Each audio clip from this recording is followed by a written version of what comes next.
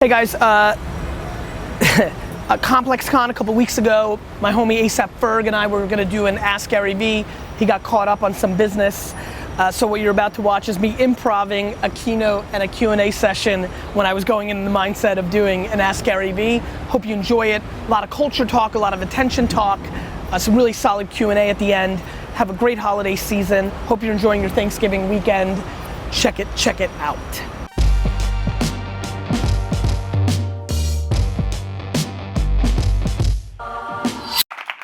How are you guys? Good. So obviously I had to flip my schedule, and the talk that I was going to give from 5 to 6 is what I'm going to do now, and me and Ferg are going to do Ask Garyvee later today, whenever the fuck he wakes up. So listen, I want to take full advantage of having this much time and this intimate of an audience. So my plan is to kind of maybe spit a couple of thoughts that I think could bring some value. I'm also going to be empathetic to know the fact that most of you have some context on me, so I don't want to repeat shit that I think you guys already know in this stage of like us sharing thoughts all the time and what have you. So I'll talk for about 5 minutes, and then honestly I'd love to go into Q&A, and so because I think this is the best opportunity for me to answer the questions so many of you have that I can't answer sometimes in a DM or email or things of that nature. So I think the thing that I would want to talk about here at Complexcon is that I've been here for about an hour. I wasn't here yesterday, and there's 3 or 4 things racing through my head on first taste. Number one, holy shit, this is exactly like the baseball card shows that I grew up in back in the day. So just watching all those kids in line for sneakers and other swag, trying to like get the limited edition stuff, flip it, make that dollar. I mean, there might not be a more interesting show for me to come to, given that it's really so close to my true essence. It's just 25 years later, so that really stands out, and the entrepreneurial vibe and that community to me is really intriguing. And just watching, obviously, the main difference is this shit is a hell of a lot cooler than baseball cards were. So watching it kind of crash into cool culture and collecting entrepreneur spirit, hustler mentality, it's just super interesting for me. Never ever thought in a million years that 20-year-olds that had this kind of swag would think I was cool. Never really wrapped my head around entrepreneurship being put on a cultural pedestal the way it is now. But I've got to be very honest, it makes me super happy. It makes me super happy that working hard and trying to achieve something for you and your family is something that people now think is cool, in the same way of being an athlete or a rapper or an artist of some sort. So to me, this is an incredible time. The internet has created so much opportunity. The fact that so many people rolling down there coming from such humble beginnings, and they've got a couple of pins with their business card on it or a t-shirt that they pressed last week.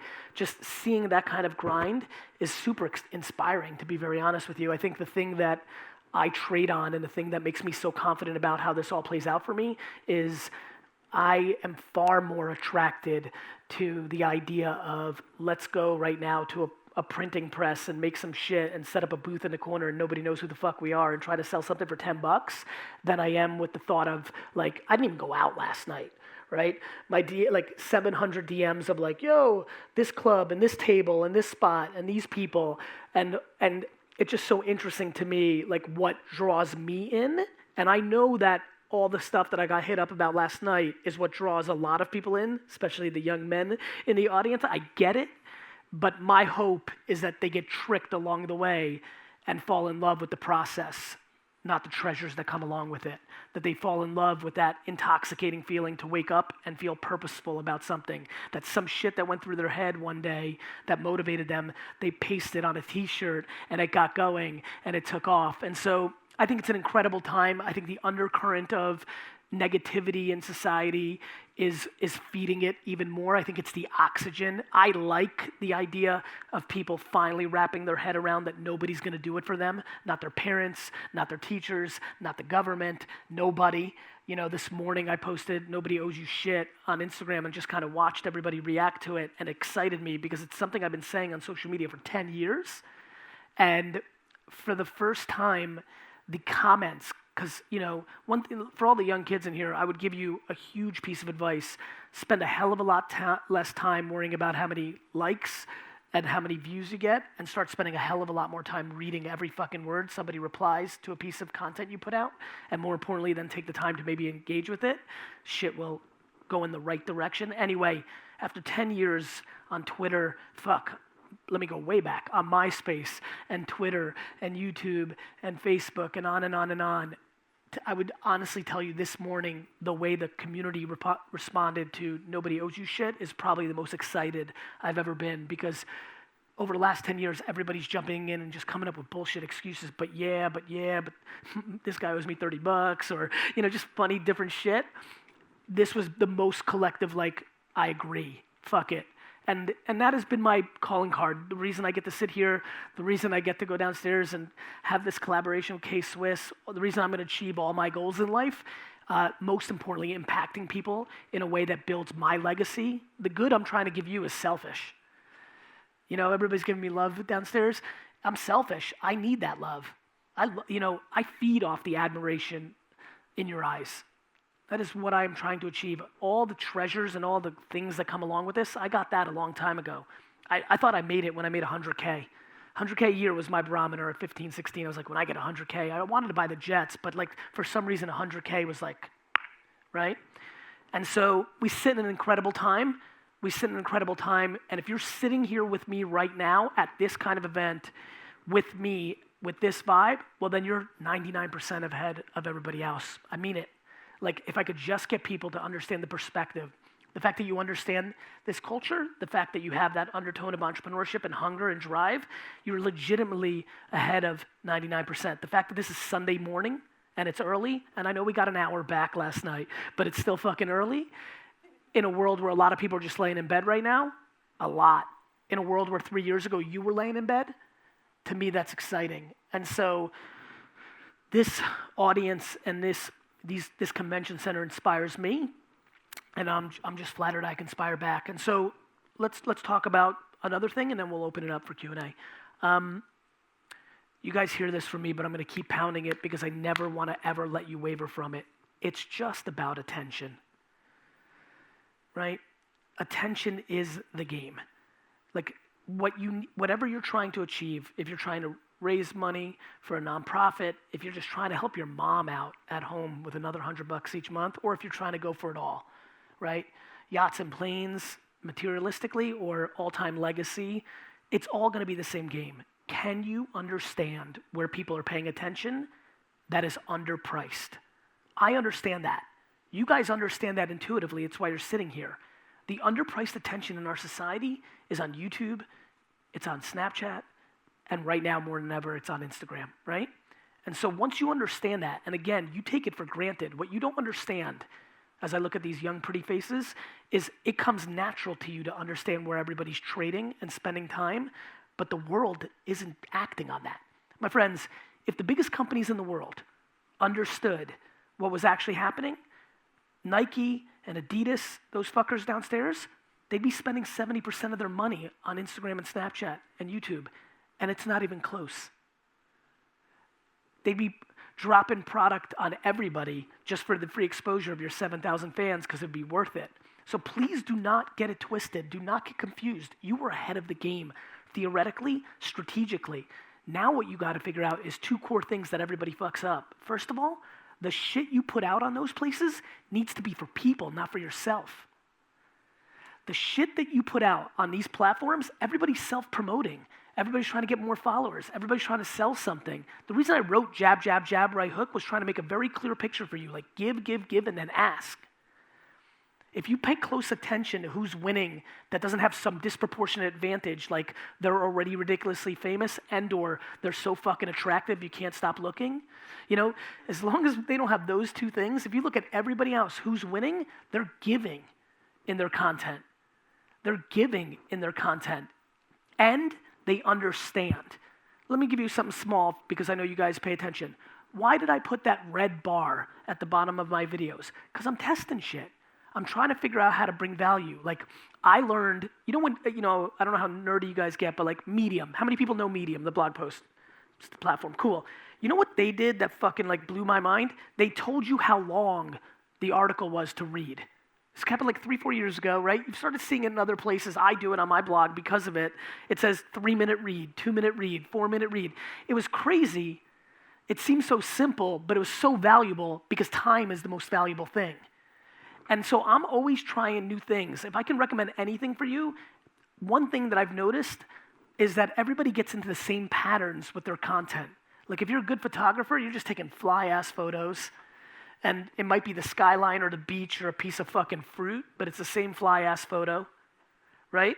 If you look at my account right now, I'm mixing it up. It's my normal shit, like the motivational shit that I get excited about. It's the video clips that I get excited about, but I'm trying to integrate more pictures too now. Like, you've got to break up your cadence because you never know. And then more importantly, within it, you need to try shit. And so the red bar is just trying shit because I knew that you'd know how long the video was, and you know, like meme videos, the white borders and the white, like somebody, like, I love when I say this and people are like, oh shit, that's true. Somebody did that first. There's some person's like, fuck it, this is how I'm going to put out the video, right? Or the picture. Like, there is a human that did that first. I implore you to strive to be more creative with your content and be the first to do it this way or that way. Because if God forbid, AKA please God, if it pops, you can trade just on that legacy. Like, if I was walking right now and it's like, yo, I'm the dude that came up with I'm the girl that came up with the meme, I'd be like, oh shit, let's hang. Like, how'd you do? Like, it's unbelievable. And to me, it all comes down to the context of all this, which is this is just all culture. And what's amazing about culture right now is it can come from any angle. I'm old. At 42, growing up with hip hop the way I did, you had to be hard. Like if you go read, some of you are youngsters, you haven't read the history, a lot of rappers made shit up. Like that they came from a different place than they actually came from. Because if you weren't like hood and if you weren't fucking hard, you had no shot. Now, the fact that all of you could just like legitimately be who you want to be, like that's what everything fucking completely collided into each other. All the different cultures that I grew up with, and definitely the people before me that were separate, all that shit is fucking just colliding into each other in fashion, in the music, in the food, in the way we roll, and that's such a positive. That's incredible what the interaction and the intersection is, and so I'm just watching it, and it's super interesting to me, and I think the biggest thing that I want to get out of this talk is to encourage you to take chances. Too many of you are playing it safe. Too many of you are worried about what other people think, and what people are going to think, and what your crew's going to think, and you've got ideas. Like I sit here and I look at all of you, I can just see the ideas. You got thoughts. You got ideas, you have intuition of what would work. If you're asking me why me or other people have won, is we didn't give a fuck what you thought about our thoughts. We just did it, and we fucking let it play out. That's it. That is facts, man. Like the people that break through are the ones who just had a little more courage. They either had what I had, which is a mom that fucking put so much self-esteem in me that I just can't even think I'm not the best in the world. You know, I can't. She just did it.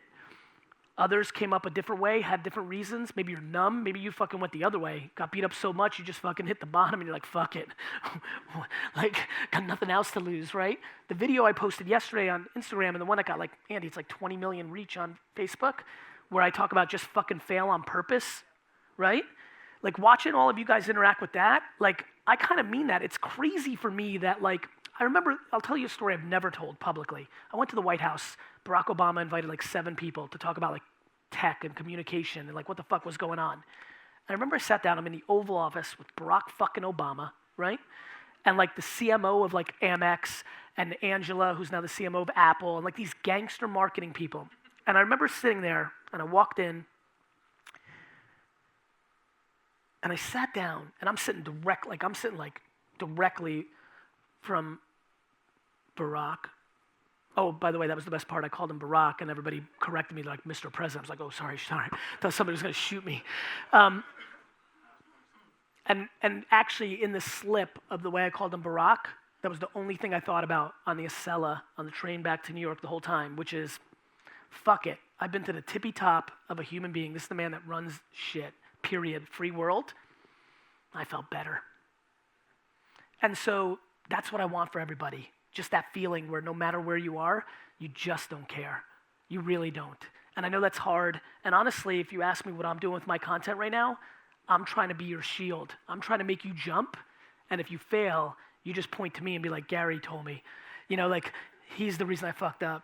He tricked me. He's a piece of shit. I'm sorry. Like, I don't care what you do, because I know if you'll jump, it's going to feel a lot better, because it's regret. The reason I keep telling you guys to go to a nursing home is I want you to get face-to-face with somebody who's not your grandparent that has regret coming through their face. And that's what's happening in old person homes. They have regret. I'm telling you right now, they have regret. Like, even if you, like, I feel already like I can go now and I did good, but I'll still have tons of regret. I'm like, what if, and this, and fuck, I could have bought the Jets if I stayed alive. You know, like just random shit. Like, I'm trying to get people closer to regret, because when regret scares you, when like you see regret like a horror movie and it shakes you to your core, you bounce back the other way and you start doing shit because you realize how ridiculous it is that you're not doing stuff because your homie might think it's stupid, or because your older brother had better grades than you, or because your mom told you were never going to be anybody. And so that's where I'm at. That's where my headspace is at. I'm trying to hack attention. I'm trying to understand and synthesize culture. But most of all, it doesn't matter if you're wearing a Supreme backpack or some Yeezy sneakers or this and that. The thing that's true is like 6, 7 things in life. All this other stuff is disguising. All this other stuff is like fulfilling insecurities. All this other stuff is you expressing yourself to the world of who you are. Most of you are wearing everything you're wearing right now as a quick interaction with everybody else to try to tell everybody who you are. The way you wear your hair. Man's wearing a cap hoodie, right? He's trying to say something. Like, that's what we're doing. And the hair that you've got, you know? Beautiful, by the way. And so, like, we're trying to, like, say something about who we are real quick. And that's why I love and fuck with fashion. Not like I don't love fashion, but I love what it does for us. It helps those of you who don't communicate like I do, communicate. I just want to make sure you're using it to communicate, not close some insecurities that you have and you want to fit in. And that's what I love so much about what's happening now, is it feels like blank canvas. It feels like, you know what's crazy right now? Is if you've got any kind of audience and you got just a little bit of confidence, you could do anything.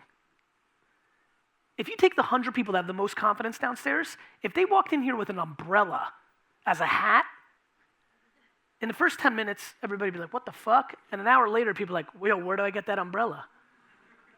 And I'm fascinated by that. And I implore you to get into that mindset. And so I feel like anybody who's sitting here right now is fucking with me, and I hope you understand why you are. Because this is a great era, especially for the subculture that's sitting here. There's a lot of minorities, brown and black and girls, and I mean minorities of not white male, which I am one of.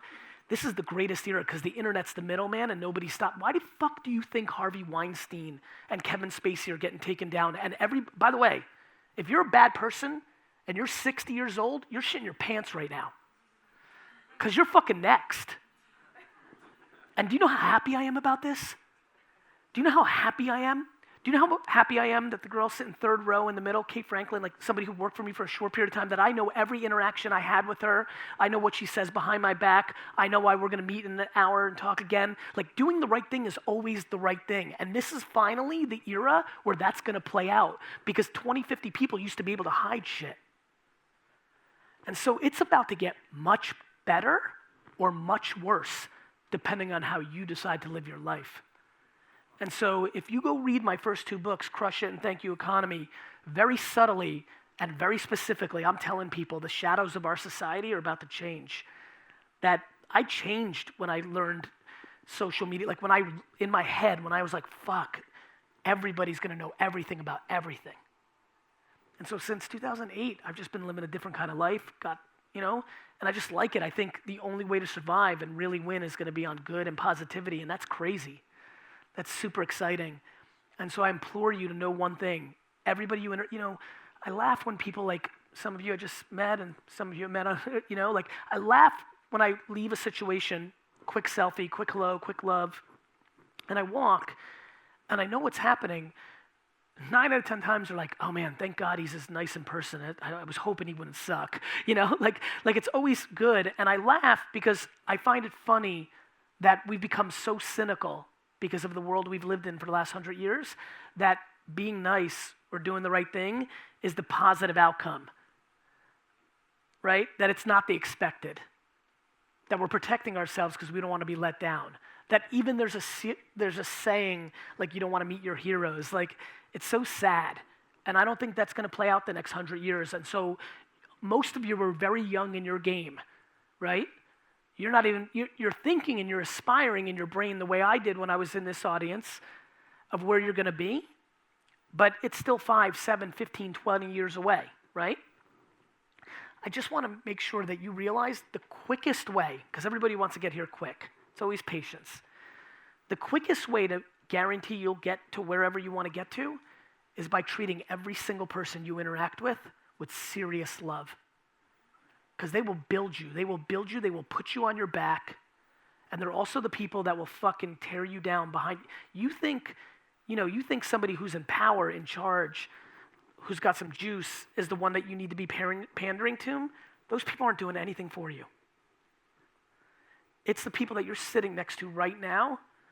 Kindness is going to be the currency. And that is where we're going. And it's fucking beautiful. Like, it's real good. Like, everybody thinks shit's bad now. Let me just tell all of you what's happening in culture where we're spreading apart and we're like in an almost intellectual civil war and everything that's going on. Let me tell you what's going on. And remember that I said it. This is just one step backwards, 2 steps forward. We needed to get exposed because we were hiding under the makeup of the old media landscape. We needed to just come to grips that we still got some shit to get through. And now that it is on, like, we're in it, the lights are on our differences, the lights are on our shortcomings, I'm happy. Because the way you go forward is acknowledging and respecting what the fuck is fucked up. And so I'm very optimistic. I think the next 5 to 10 years are going to suck the way it feels like it's sucking now. I still don't think it's really sucking because you're in control. You can dwell on what you can't control, or you can focus on what you can. And so I'm real excited. I'm really grateful that you guys are spending 45 minutes of your time with everything that's going on downstairs here with me. So thank you, and I appreciate you.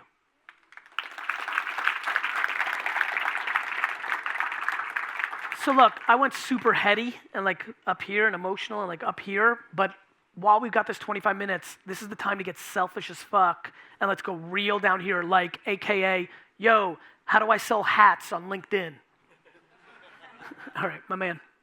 Gary, first of all, thank you. I'm an up-and-coming rapper, so I might freestyle, because fuck it, you said, yo, Garyvee show. My name's Zach. I turned 20 on the 20th of November. I'm a Scorpio. Here's the deal. You say, drop a song every day for 365 days, but I'm like, wait, there's no way that can have quality, because it's quality over quantity, but honestly, I'm astonishing the reality that way. Let me slow down a bit, because my heart is beating fast. Honestly, I might crash, but it's okay, because you say, fuck it, fail on purpose. I'm back, because I got a purpose. A lot of these people, no one's worthless, and no one's worth less than anyone else. Not trying to inspire, but let me acquire the knowledge from you real quick. This is off the top. Anyway, back to the top pick. I hope I'm in your top picks when you think about your vlog shit. You know my song on that. It's Zico on SoundCloud. You should search that. Hit this. Anyway, here's the question. Good job, man. Upload a song 365 days. And I think I clarified it in one of the last sessions where I was like, look, and actually we haven't put it out. It was the one with Big Crit, right? Like, I clarified, like, it's, if you've got it like that, put it out like that. My big thing is that Michael Jackson and Prince sat on hundreds of songs we haven't heard. And so, like, to your point, quality, quantity, look what I'm doing. I'm putting out fucking a ton of shit every day.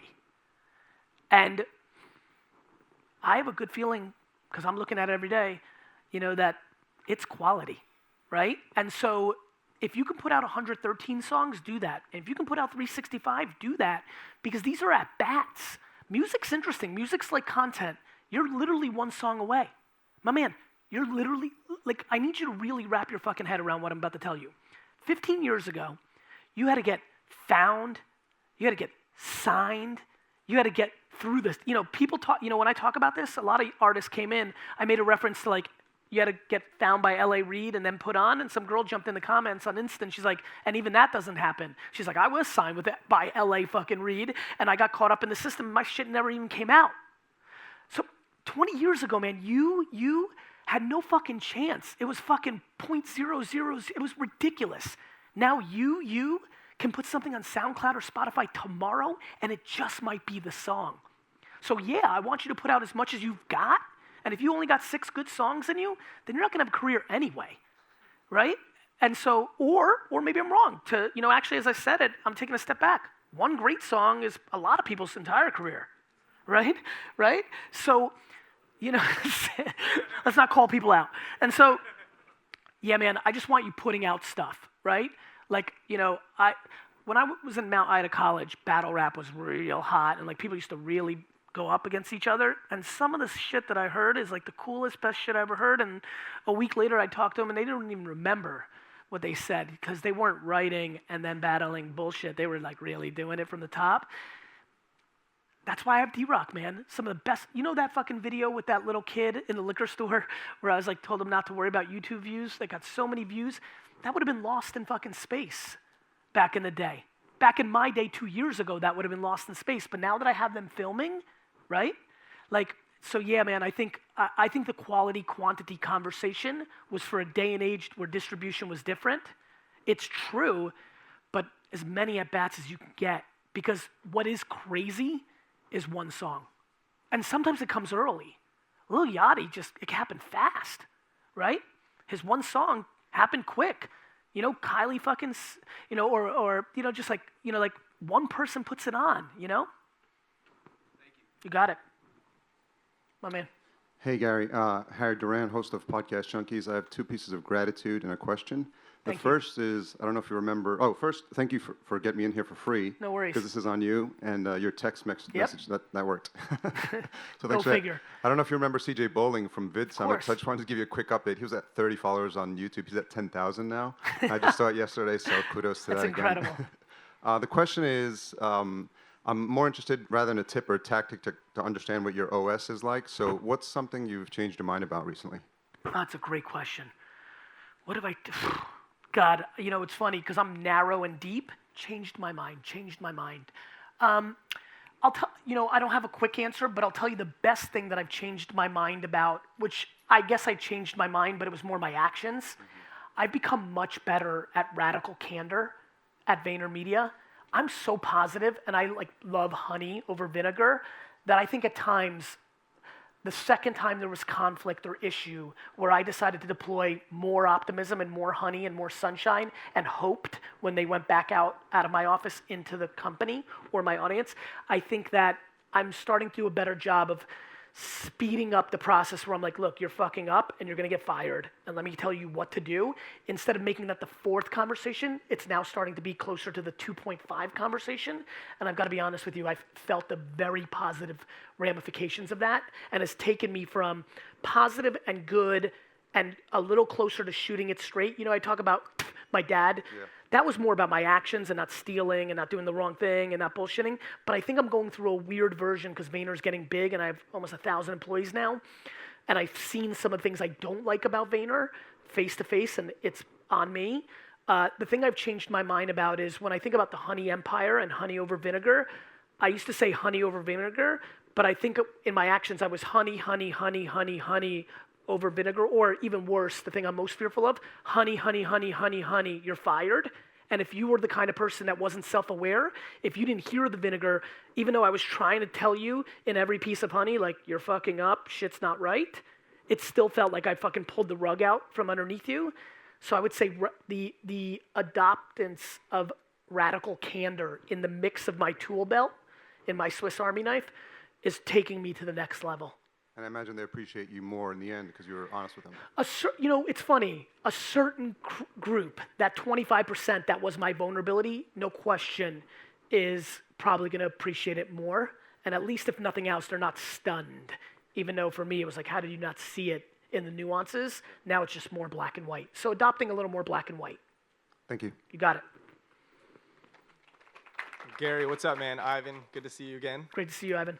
So my wife and I just started running a YouTube channel. It's probably not for the demographic here. It's ballet videos for young children, so it appeals to parents and stuff like that. Don't sleep on people's ballets obsessions up in here. So we produce video. They're expensive to make, but that's not an issue. We're giving content. Why are they expensive to make? Just costing to rent out studio, editors, green screen, making it look professional, all that stuff. one thing I'm going to press on is just give thought if you're going too professional given the reality of where you're at. So the money thing isn't an issue. Okay. Respect. It's fine. So we're giving out content all the time. We're not sure. We've thought about either reaching out to brands and getting sponsorships, tactic like the Backpack Kid. We thought about, hey, do we create our own ballet shoe and sell merchandise? What if we're not sure we're not sure what the ask is, or if there even is an ask? I mean, I think you're in the best fucking spot ever then. Like, to me, I never thought, I'm a businessman and an entrepreneur, so I never thought a K-Swiss sneaker was going to be the ask. To me, things come to me. So I think that if you're in a place where you're not sure, then I wouldn't stress yourself of coming up with one, because if you force it, it's going to fail. Mm-hmm. It's not going to come natural from you. They're going to feel it's not natural, and it's just going to break. I would just tell you to keep building leverage and attention, because when you want to deploy it, I mean, this whole thing, I've got a sneaker and I've got a book, but these are inexpensive things along the way in return for what I'm giving. I don't want to ask at all so that I can ask for my final ask, which is if the Jets go up for sale and I come a couple dollars short, I think I'm going to crowdfund it from the world and close the gap, right? And so I don't think you have to force yourself into an ask. And I think you need to stay curious and open to see if it comes to you. But I don't think you have to force it if you can afford to. And if you get to a place where you can't afford to, give yourself 6 good months, and that might be right now. Mm-hmm. If you feel like, okay, but in 6 months we're going to be forced to doing something, and start being real thoughtful. But it's much better if it comes naturally to you. Cool. I like the 6-month thing, and that's very practical. And yeah, like you said, we don't want to do that. We can easily do a $199 per month subscription, but I feel like those are just so. It's everyone's doing it, and we don't want to just be that. No, man. Let me tell you something right now, and for all of you, you will never succeed if you sell something you don't believe in. So many of you are selling something because it seems like it's the thing that sells, and you will lose. 100%.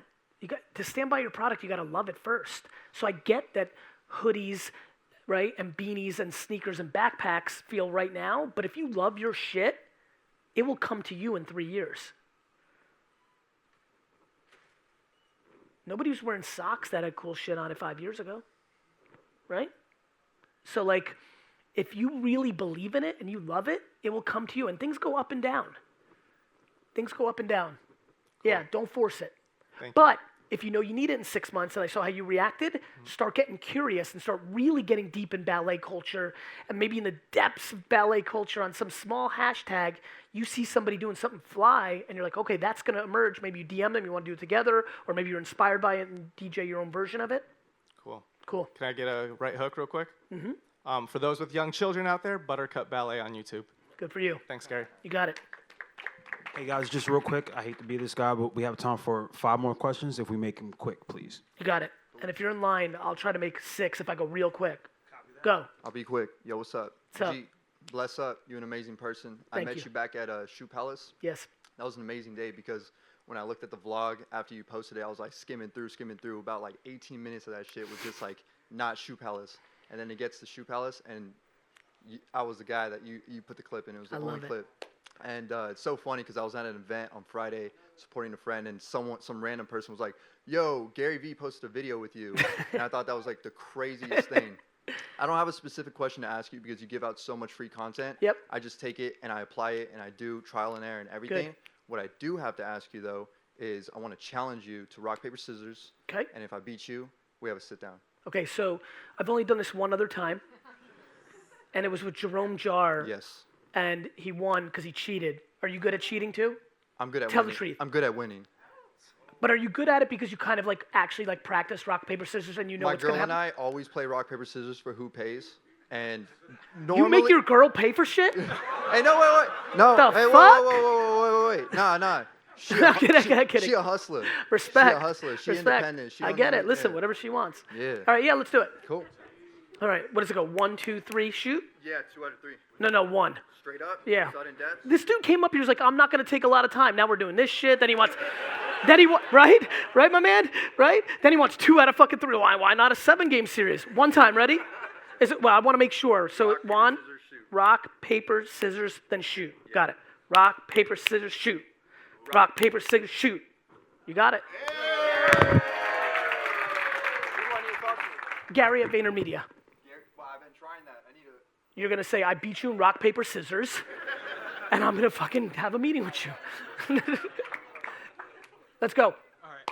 What's up, Zeus? My name's Zeus from Shadow Group. Nice to meet you. I just started a YouTube. Good. 0 subscribers. Good. Real proud of that I just started. I'm proud of you too, man. Yeah. And I honestly wanted to I'm trying to build up my Instagram as well. And Yep. I would like to get a Instagram audit from you. Okay. And maybe just you DM me and see what you think I can do or what you think I should do. Okay, Andy's going to do it for you because he's smarter than me. All right. And Done. I kind of want to play him paper, rock, scissors just to take his spot. Well, you can see if he gives up his spot, but I'm going to move. All right, Zeus, thanks. appreciate it. Hey Gary. How are you? My name's Omar. We actually Omar. met in Washington Square Park back in New York. Yes, that was a fun night, It man. was, it Yeah, I was. remember you actually. What's up, man? Oh, thank you. So my question is, you always talk about how difficult client services is. Yes. So I just want to know, like, what was that first conversation like when you were getting that first client for $40,000? Yes. And also, I understand kind of the long-term vision of VaynerMedia. Yes. So how do you see it moving from essentially the client service marketing machine To to the becoming brands? the private equity machine that So you're gonna use to I'll answer purchase? number 2. I'm building up my management team, my winners, so that one day, just on intuition, I'll feel like it's ready for me not to be there. Then I'll spend another 6 months. My intuition, my guess right now is 3 years from now. Right. I'll spend another 6 months tying up all the loose ends. And then in that same 6 months, I'll start really looking for brands. Barney did such a mitzvah for me. I'm so excited because I want K-Swiss. I mean, I'm like focused on this, right? Like the plans we have for next year, like the way I'm thinking about the 3s and 4s, like I really want K-Swiss to completely, I mean, for the people that are really understanding, like I don't think people really understand like K-Swiss's like spot in hip hop culture back in the day, like real shit, like Ice-T, like real, like really. So I think, I'm excited because I'm giving it my all. And I want them to win way more than what they compensate. But for me, this is a nice little middle test case for like rejuvenating brands because that's what I'm thinking about. So that's how I'm thinking about it. Cool. As far as the first part, you just got to ask. Like if you're asking for yourself, like getting clients, is that where you're going? No, not particularly. You're just curious? Yeah. I just asked. People were emailing me about Wine Library. I knew VaynerMedia was coming. I just would look at their signature and their email and be like, hey, I'm starting a marketing company the way I built this Wine Library. Do you want to be my client? Right. That's awesome. Yeah, I don't think people understand the game of asking. Right. Never say no for the other person. Never say no for the other Right. person, my Just man. Last thing. Yes. Just kind of something I mentioned before. Yes. I'm a senior in college. Yes. Obviously, like I was doing the whole Wall Street thing, Yes. intern at Goldman Sachs. Yes. But actively kind of trying to segue into VaynerMedia. So I just want to say, hopefully, maybe I'll see you in the next few months or so. I hope so, man. All right, Pleasure. Hi. Oh, I'm too short. Hi, Gary. Oh my God, I had to do the 5-second rule to come up here. Okay, first of all, thank you. I'm welcome. so grateful to be here, and thank you to my boyfriend and inspirational artist, Louis King, Louii King. Go ahead. So the main reason I'm here, well, I'm in the health and fitness industry, and I've had my own business and my nutrition center running for 4 years, and I love it. But I just find so much more passion in singing and writing. Good for you. The crazy thing is I'm like trying to balance everything, and like I wake up at 5 a.m. I go to sleep at 11, 12, 1 a.m. Okay. So I'm like trying to balance everything out. Social media is working out. I just started up my YouTube, but I'm having a hard time like staying consistent with building content. So I was just wondering, like, should I just document Yes. the struggle and Yes. document Yes. like how busy I am? This is why you already know, that's why I used the word document. You know that was the biggest breakthrough for me, for my audience in the last 3 years, the documenting versus creating. Like if you just guys, we're interested in each other. I'm interested in your struggle. I'm interested in what your favorite fast food place is. Yeah. I'm interested in like, are you a Laker fan? Like And- people are just interested in shit. Yeah, and the crazy thing is, like, I'm also, like, really involved in the whole motivational thing because of my past of drug abuse and gang violence and whatnot, and being an entrepreneur now. So it's like, Can I tell you what's holding you up? Yeah. And all of you? You hear me, you just don't want to accept the fucking patience part. yeah. I'm over here, like, You're young. Yeah. You are young. You make like people that are, Barney, how old are you? 45. Barney's 45 and he's young as fuck. right. Right? Like he just is. He's got 30 fucking more years in the game. Like, do you know how long 30 years is? Right. Like, what's fucking you up right now is what's fucking them all up. You hear me, you're like, yo, Garyvee, patience, yeah, but you don't live it. You don't live it like I do. Yeah. Like I lived it, and I'm still living it. Like, do you know where I'm gonna end up? Right. The tippy fucking top. You know where I'm now? Upper middle. So I'm patient, I'm grinding, I'm here, I'm hustling down there, I'm fucking hustling, patient for where my, final stop is gonna be. You're just not patient. Like, if you're feeling any angst, it's because you don't love the process more than the results. You're thinking about $10,000 a month in AdSense instead of loving the fucking dirt and loving this grind moment. And the second you fall in love with the grind, for real, 19 years of it, not a month. When you fucking really fall in love with the grind and sit here, how old are you, my man? How old are you? I know that's inappropriate. 27. 19 years. If you're like, cool, at fucking, 46, it's gonna get going. If you knew how young, Barney, how young do you feel?